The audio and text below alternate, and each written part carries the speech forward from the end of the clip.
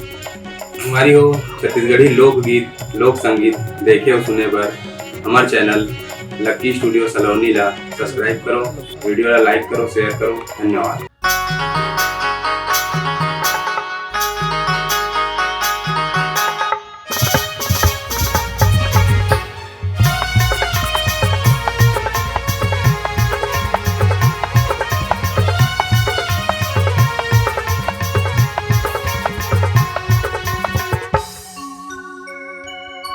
जिंदगी जरदरिया दुनिया है माया के बाजार, जिंदगी जरदरिया दुनिया है माया के बाजार।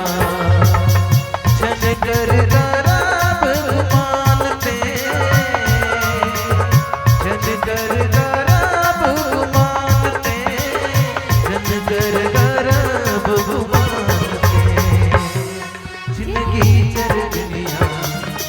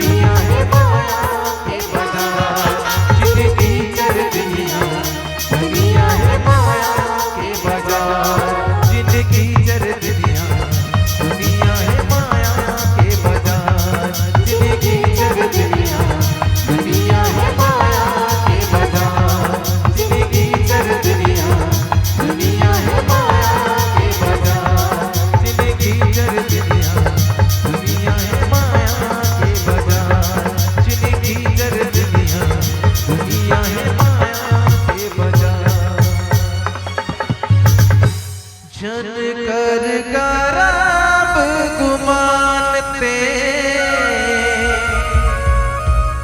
जन कर गरब गुमानते जन कर गर्भ गुमानते जिंदगी चर दुनिया है माया के बाजार। बोले राजा रामचंद्र की